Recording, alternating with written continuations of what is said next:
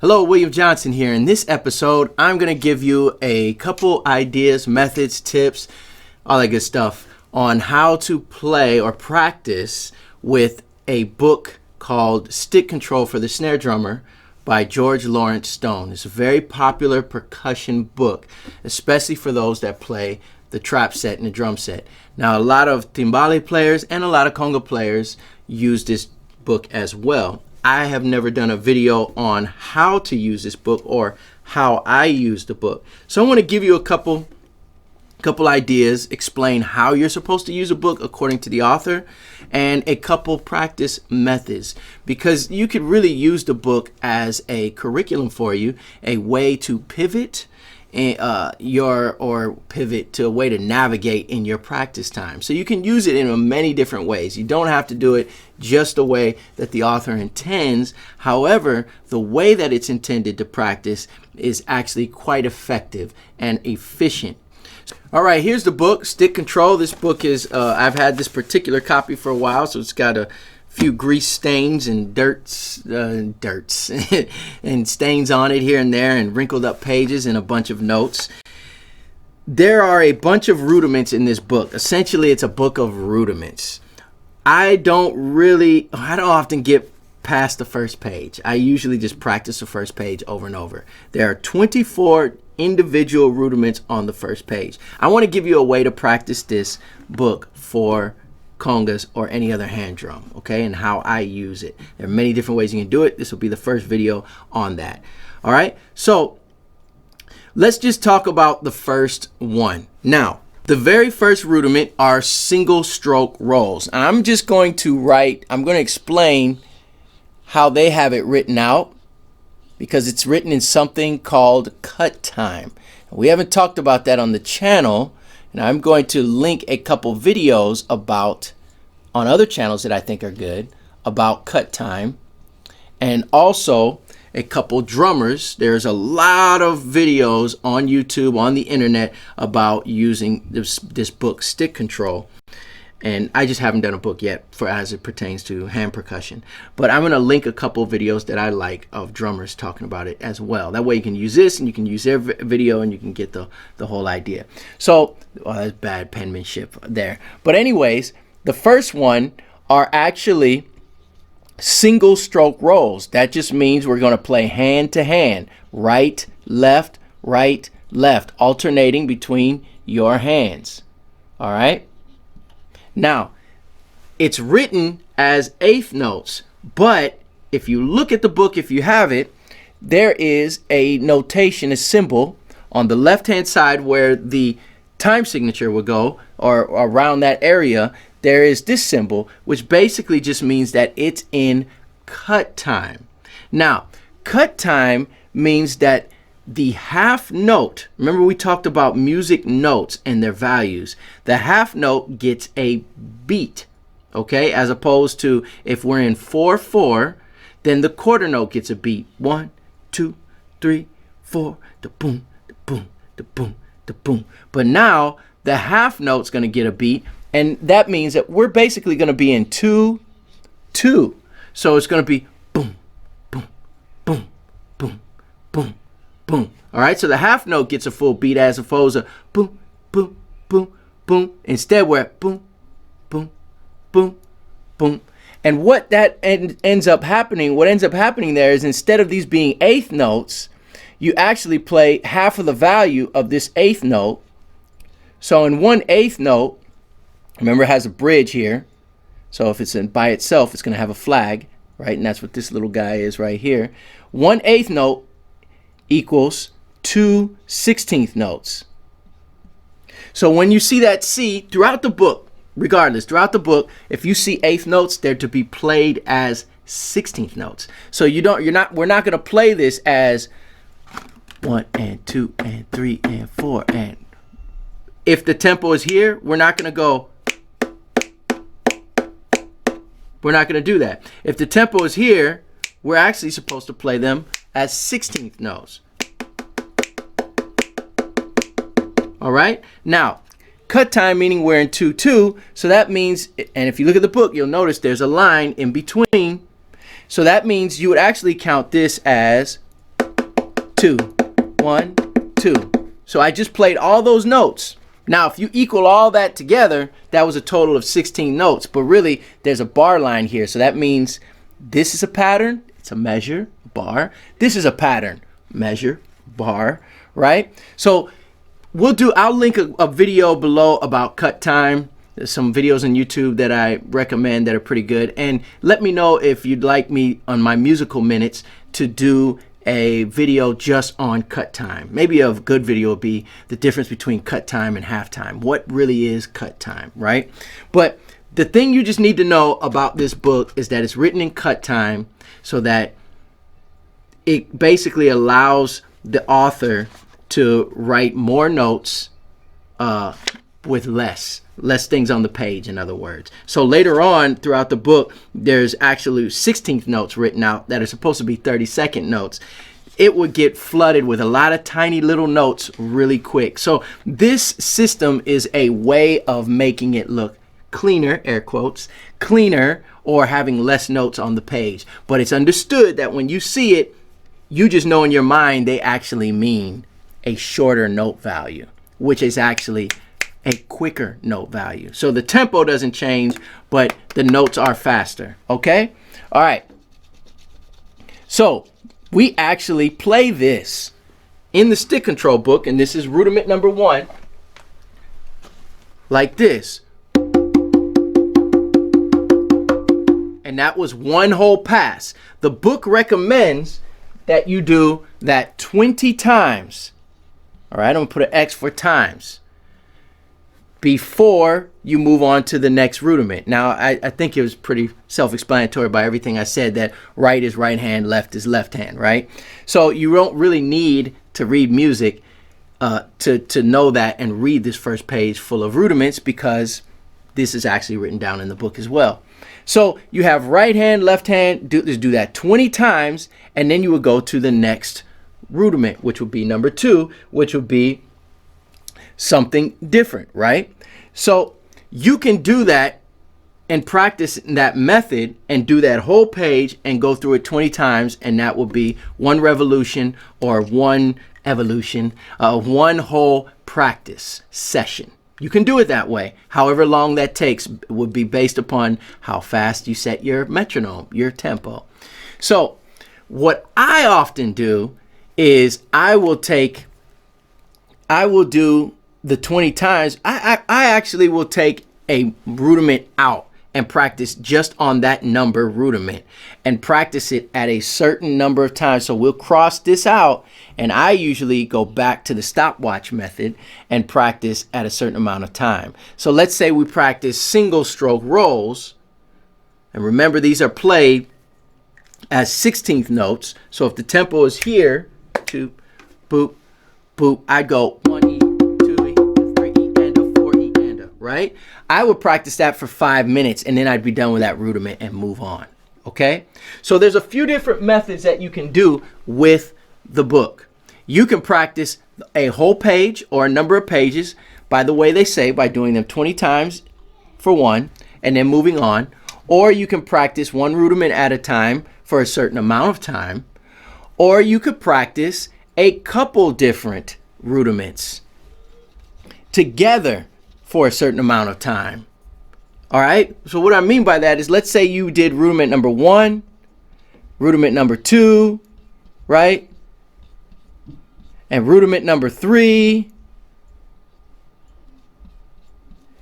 Let's say you practice all these together and you did this one 20 times, 20 times, 20 times. So you're not going to do the whole page. You would just keep doing those 3 and loop over and over and over and over.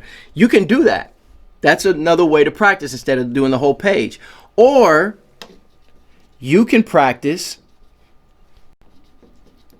each one of these for 5 minutes at a time,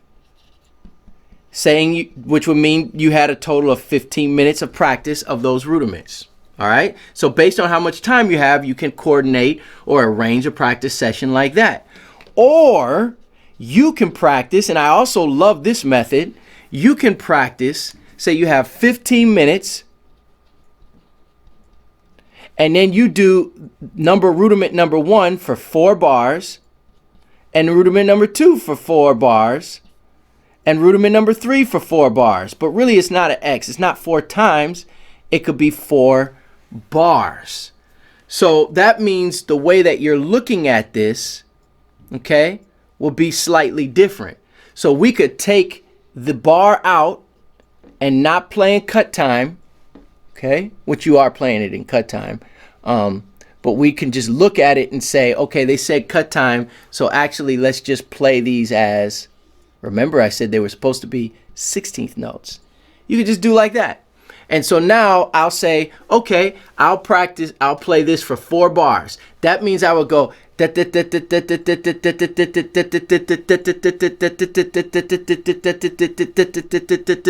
4 bars, and then I would move on to rudiment number 2, do the same thing, move on to rudiment number 3, do the same thing. So that's a method and a way that you could practice. So there are a number of ways, and I've done all of these, all of the above, okay? And the idea here, the thing that really helps, what this is doing is I like the idea of hacking the brain, okay? I'm trying to change the way that I play, trying to memorize it as much as I can. I've used these rudiments and play these rudiments as much as I can so that I don't even have to think about it. It just becomes a vocabulary word vernacular that I just use, and I can play it at a certain tempo. So I'm using it to increase my tempo, to increase my dynamic playing, how soft or loud, my control, my touch, right, your feel. Also my articulation, tone. So if I'm practicing that rudiment number 1, single stroke rolls, I really focus on following the click, the metronome, but I also focus on making sure, let me turn on the metronome. I also make sure, so I've got it set at 60 beats per minute, and I've got it set where it's gonna make beeps on 16th notes. So I set it to 16th note beats. So I could sit there for 5 minutes and focus on making sure that my posture is correct, right? I'm not doing this. See that hand down here? I'm keeping it up here. I'm working on that stamina.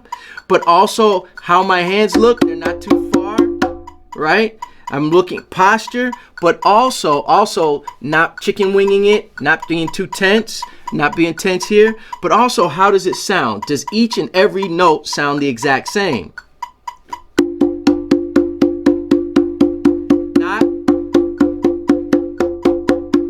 Really trying to make it even. Are you trying to make them stronger, fuller notes with your hands? Or lighter notes, more like you would play on maybe perhaps bongos or whatnot? Would you do that the same thing on bongos as well? But that's probably a bad example. But anyways, you can change, you can focus in on the tone is what I'm saying. So back to practice methods with the stick control book, all right? So one of the ways that I advise to practice is all those methods, but really honing in on the whole page if you're brand new to it. Doing that, trying to work through the whole page at a slow tempo, the way the book advises, 20 times. So the way that you'll do that, and here's a way that you can count it. So let me write, man, I shouldn't erase that. So let's write these notes back out. Let's say number 1, all right?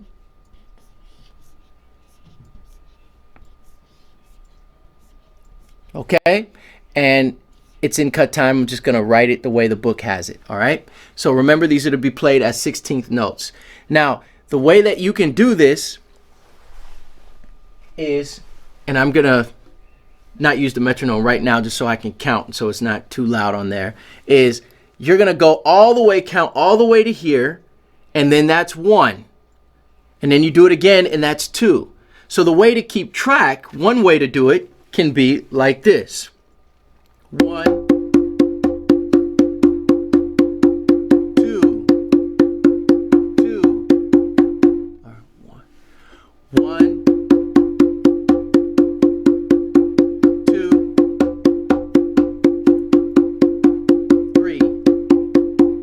and follow the lines. Now, when you're brand new, let me stop for a second and say this is where you might get confused and you're counting and get off track, right? So the way I do it is, let me slow down, all right? I'll try to do it with one hand as I point, okay? So that hopefully that'll make it a little easier. So you can go, and let's slow it down here and say 1, 2, or 1, 2, 2, 3, 3, 4, 4, 5, 5, 6, and so on and so forth. Okay, do you see what I did there? I'm getting my mind to be able to count 1, 2, 1, 2. But if I'm counting to 20, I might lose track of where I'm at. So I could go 1, 2, 1, 2, 2, 2, 2, 2, 3, 3, 4, play those, 4, play those, 5, play those, 5. See what I'm doing there? So it's just another way of actually counting them so that when I get back here, I know I'm at 6. 6, 7, or I mean 6, 7, 7, Now I know the next one I'm going to be at 8, 8, 9, 9, and so on and so forth. Now, there are many other ways to count this and play this. It's just one of the ways that I do it. But eventually, you want to be able to play this and count 1, 2, 1, 2, 1, 2, and know that, okay, I played that one time. I know I played that 2 times. And you don't have to say it out loud, 1, 2. You could just play it. And when you get to here, count 1, 2, and really train your mind, your eyes to look at the notes as you're going. Another thing that you do do that is the beginnings of learning to sight read. Okay? Because now you're not losing track. If you're like me, sometimes this thing happens where I'm looking and all of a sudden I get behind and I'm actually supposed to be over here, but my mind is and my eyes are still back over here, and then you lose track. So you want to practice that. Sight reading is a skill that you want to practice, and this is a good way of practicing your ability to sight read. It's a very simple start, but it is a way to do it. All right? So these are a few different ways that you can practice playing with the stick control book, but also how to play it, right? And with the congas. So let's say we have a couple different rudiments. We've got right, left, but what if we had, and this is the last thing here, and these are doubles. Everybody wants those fast doubles on congas sticks too, right? But let's say we had, these are right, left, okay?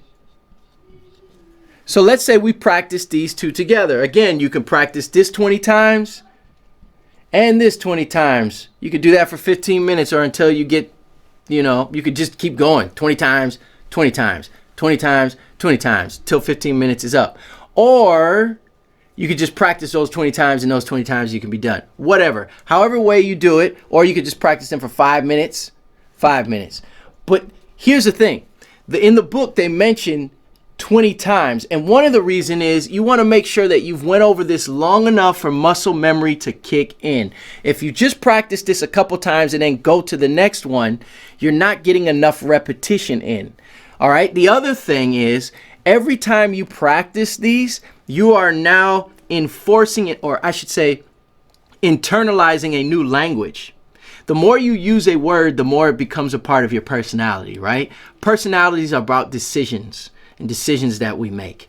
So if I keep playing these two rudiments, let's say they're rudiment 1 and 2, all right?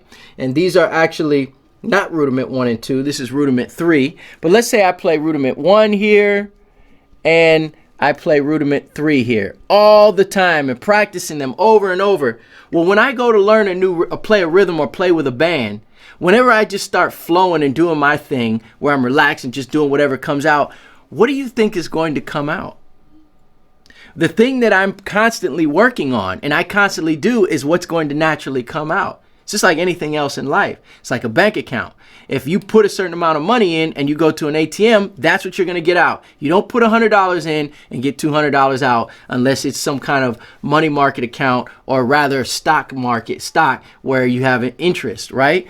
But if it's just straight money for money, no interest, that's what's in there. So that number 1 and number 3, if you're doing those over and over, that's what's going to come out. If you are not practicing them 20 times at least, but let's say you do this once and then you do this, well, what do you think is going to happen? You're going to naturally want to go from singles, then doubles. And if you start calculating or recording yourself and going back, you may notice I play a certain amount of singles and then I tend to do doubles.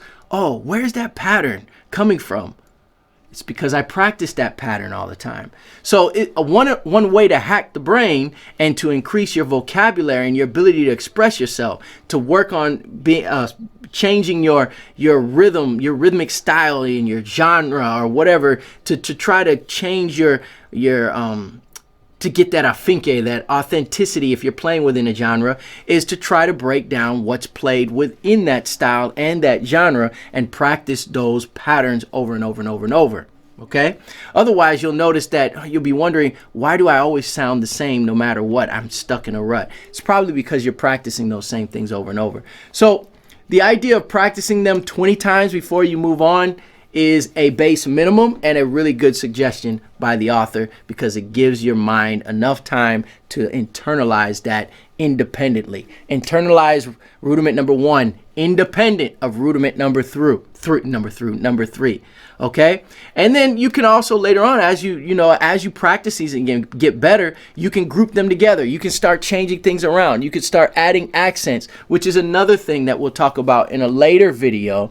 But I love using stick control because it's a way that I work on my tempo, articulation, and touch, tone, all of those things. Now, if you're trying to work on style, if you just work on stick control and don't learn other rhythms, then what happens is you do just purely become rudimentary in the sense of just playing them the way that you're practicing. And then when you try to play an Afro-Cuban style or the blues or some Middle Eastern rhythm or genre or East Indian, you'll wonder why you're not able to have that authentic touch or that style and the way that those musicians are able to express themselves. Well, you want to learn that rhythm as well as learning different rudiments. They all work together.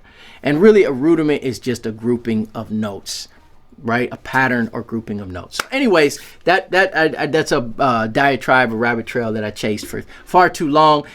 Hopefully some of the things that I suggested here and how you can practice stick control for the snare drummer will help. And I did not mention some of my favorites. I think that you should really not underestimate rudiment number 1, single stroke rolls.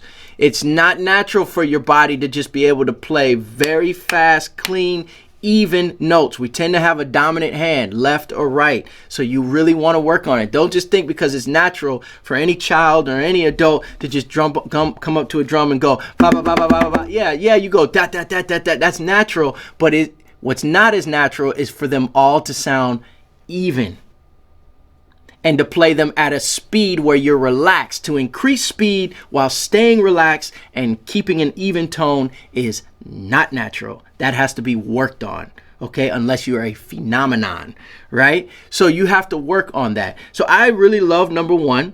I love number 3. That's straight long rolls, mommy, daddy, right, left, right, left. And I also love number 5.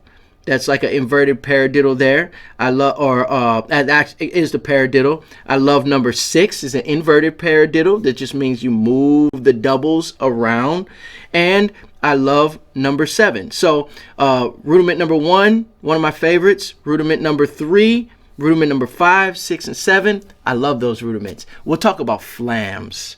also later, because flams are amongst my among my favorites as well. But perhaps that's a different video, talking about my favorite rudiments and practicing them. Hopefully this video has helped you, and I don't know what else to say, but God bless you. May the Lord smile upon you, and I'll see you soon.